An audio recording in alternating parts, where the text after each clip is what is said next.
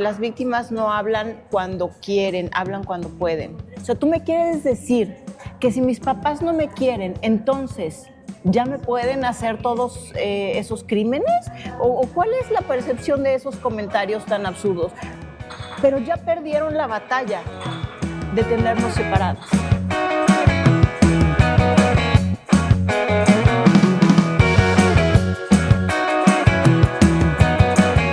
¿Qué tal? Te saluda Alberto Velarde. Para mí es un enorme honor, gusto, placer, privilegio conversar con Carla de la Cuesta.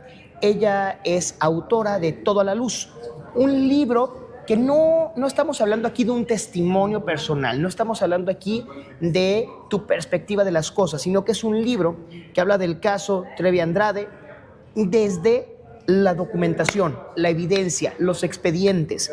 Además, abogada, presidenta de la Fundación Alas Abiertas, que busca también que ya no existan niñas que pasen por una situación como la que tú viviste. Carla, qué gusto platicar contigo.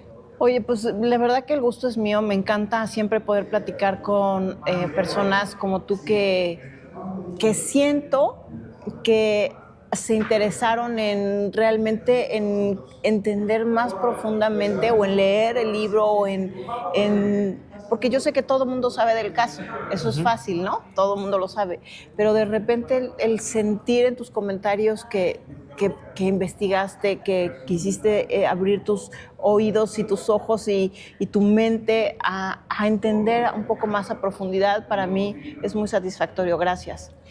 Digo, no vamos hasta el principio porque es algo demasiado conocido y es un tema bastante platicado.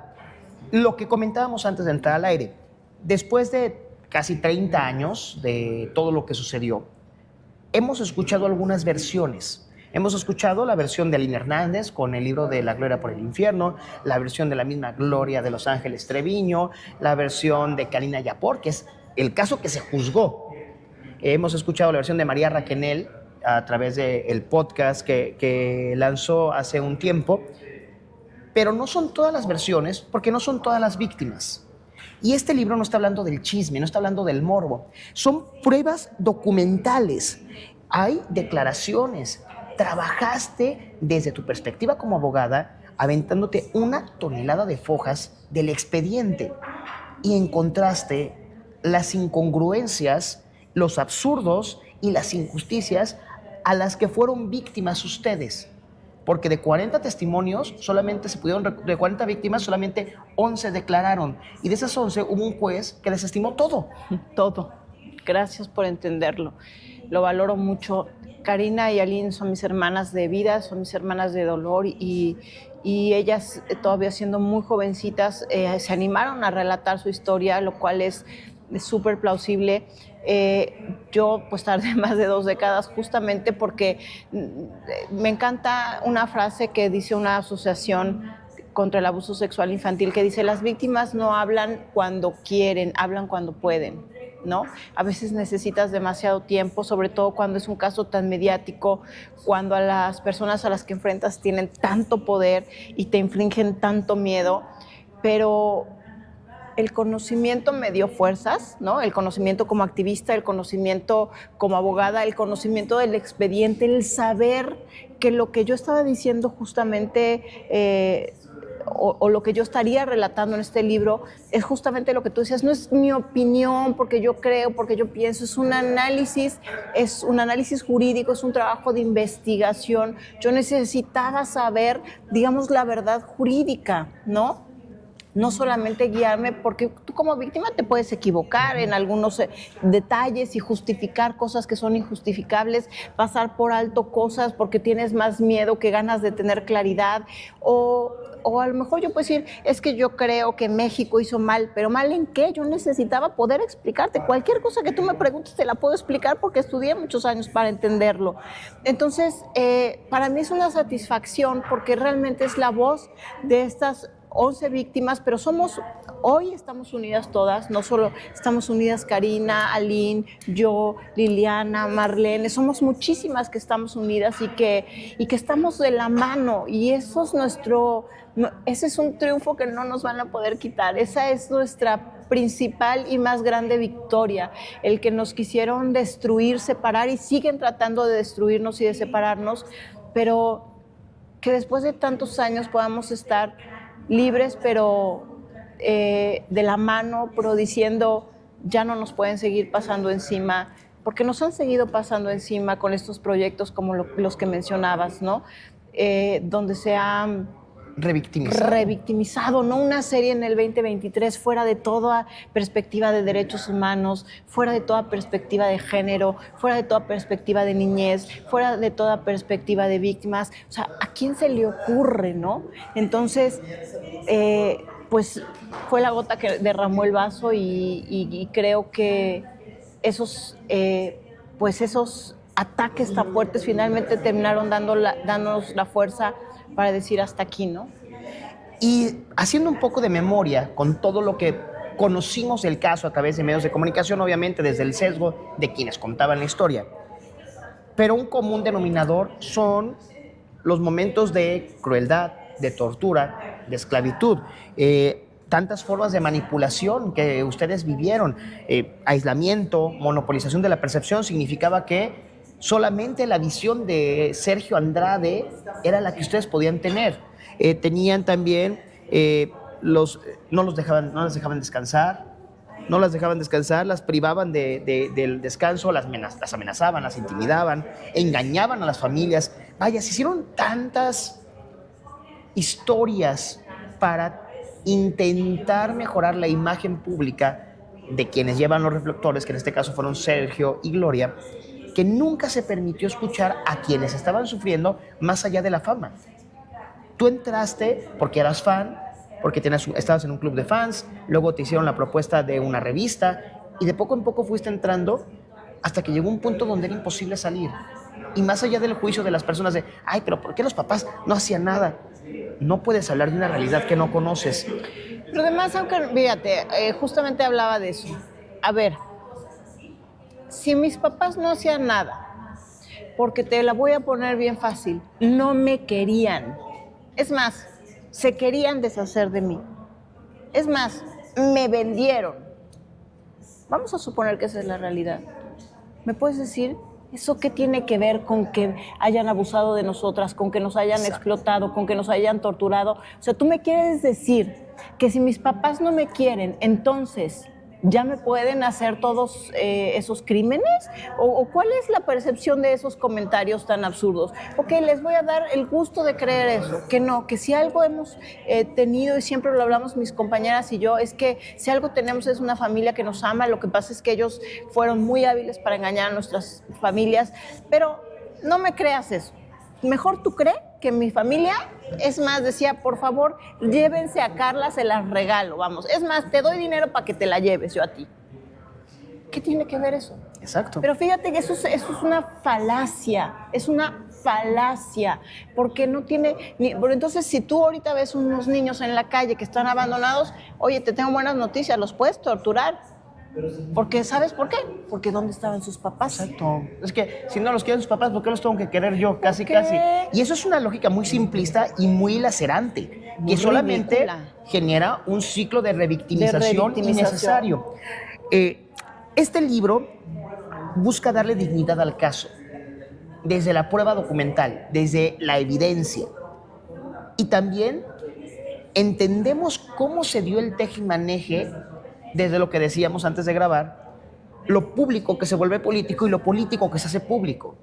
O sea, el caso tiene demasiadas capas. No es solamente lo que podrías ver en los programas de espectáculos o lo que podrías ver en los noticiarios, sino que detrás era un momento en México bastante álgido y todo el caso terminó también siendo un distractor. Y la carne de cañón, desgraciadamente, fueron ustedes. Fíjate qué tremendo. Yo le quiero preguntar a la gente que nos ve, ¿cuántos mexicanos conocen ustedes que hayan sido extraditados? Porque la Policía Internacional, Interpol, los haya traído de otro país porque tuvieron que irlos a buscar a otros países para traerlos a juicio a México. ¿Cuántos casos conocen así en México? Así bien, pues no tantos como los que deberían ser. Pues casi ninguno. O sea, ustedes realmente en el sano juicio no han dimensionado que estos personajes fueron extraditados. O sea, imagínense lo que significa desplegar los recursos de la Policía Internacional para la búsqueda y captura de de estos 3 probables responsables, que fueron finalmente encontrados en Brasil, tuvieron que haber operativos, tuvo que haber un montón de cosas para poderlos detener. O sea, imagínense la gravedad del caso para que haya tenido que intervenir los recursos de la Policía Internacional, la colaboración de las policías de múltiples países. Si desde ese punto no podemos entender que esto no es un caso, o tú me quieres decir que la Policía Internacional y sus recursos a nivel global se utilizaron para un chisme de televisoras, para un chisme de unas chamacas que querían ser famosas y sus papás no las querían, para un chisme, o sea, de verdad no hemos podido comprender desde ese simple elemento. Pasan por un proceso de extradición donde pasan un tiempo en Brasil y vienen a México. Aquí, como bien lo decías, y gracias por saberlo, somos total y absolutamente desestimadas. Quiero que ustedes me entiendan que estamos hablando de delitos de esclavitud, de privación ilegal de la libertad, de tortura, de explotación, de matrimonios forzados, embarazos forzados, abortos forzados, etc. Carla, yo no te creo. No, es que a mí me da igual que no me creas. Quien tuvo que haber investigado. O sea, yo no te estoy diciendo que yo tengo la razón, ni que las 11 víctimas tenemos la razón. Observen el punto crucial aquí. Es que las autoridades debieron haber dicho, bueno, tengo esta información, entonces voy a investigar. Y la autoridad decide no investigar. Uh-huh. Ese es el verdadero problema. Sobre todo porque tú documentas, y lo has mencionado en algunas entrevistas, que los gobiernos de España, de Chile, de Brasil, de Argentina, sobre todo el de España, que fue donde abandonaron a uno de los bebés, porque algo que es bastante conocido para quienes hemos seguido el caso, Sergio Andrade tenía esta obsesión con las mujeres. Entonces, si alguna de ustedes tenía un hijo, lo abandonaban. Niñas, sí. Y si tenía una niña, la preservaban como medio de extorsión y también en una maquiavélica visión a largo plazo. Uh-huh.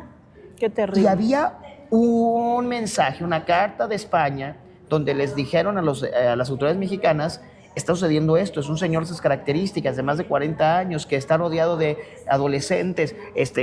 Llega la carta a México y fue como de, sí, ya sabíamos. Sí. Sí, pues es el Sergio. Ahora, hablando de todo el tema político, y esto es, en serio, esto es una hipótesis que yo he tratado de formular con la información que he recabado. Sergio Andrade es hermano de Eduardo Andrade. Eduardo Andrade, que en su momento fue comentarista de televisión y que posteriormente entró a la abogacía y se hizo de una red de contactos bastante fuerte desde el PRI y ahora a través de Morena. ¿Crees que eso también influyó en cómo se manejaron los casos, tanto mediática como judicialmente? No lo sé. No tengo ninguna evidencia clara. Uno pudiera presumir que sí por la cercanía y por, obviamente, había sido senador y obviamente sabemos que tiene una carrera política. Pruebas contundentes no tengo más que las que uno pudiera presumir por el hecho de que es su hermano, ¿no? Un elemento que me parece misterioso, como menos, que no lo sabemos, fue el siguiente, y que lo describo en el libro. Hubo 3 jueces en el caso. Uh-huh. Los 2 primeros, que no pensaban, pues que estaban realmente interesados en apoyar a las víctimas, misteriosamente, ¿no? O sea, solo no sabemos qué pasó, pero curiosamente, por lo menos, tuvieron que dejar el caso. Hasta que llega el último juez, que es el que hace estas 2 absoluciones y esta sentencia, una sentencia condenatoria con la mínima, ¿no? Uh-huh. Porque, ¿qué más da? Era una niña de 12 años que además tenía un hijo a los 15 años abandonado en España. Le dan la mínima y da 2 sentencias absolutorias. Terrible. Ese mismo abogado es el mismo abogado que hoy defiende a Gloria Trevi. Desde hace años. Desde hace años. A eso iba también, este conflicto de interés. O sea, que te hace, dicen, Como menos dudar, ¿no? cuando menos dudar, no hagas cosas buenas que parezcan malas ni malas que parezcan buenas, pero también dice, piensa mal y acertarás. Fíjate nada más qué misterioso está esto. Pues, probablemente has escuchado que hicieron todo lo posible por pararme mi libro. Sí, justo ganaste una demanda. Gloria Trevi había interpuesto una demanda ante el Instituto Mexicano de la Propiedad Industrial, el INPI, con la intención de que no saliera el libro porque estaba usando su nombre. Y ahí yo me pongo a pensar, digo, no es que uno esté tomando parte por una persona u otra, simplemente hago un ejercicio de lógica elemental y superficial. Porque ella sí usó sus nombres, porque ella sí usó sus historias y porque ella sí retrató desde su perspectiva lo que supuestamente ustedes vivieron, pero ustedes no pueden hacer lo mismo con ella. No, y además, por ejemplo, en su libro Gloria por Gloria nos llama Las putitas de Sergio, fíjate nada más, ¿no? Pone fotos nuestras, nos nombra con nombre y apellido y lo hace basado en las cosas que a ella se le ocurren.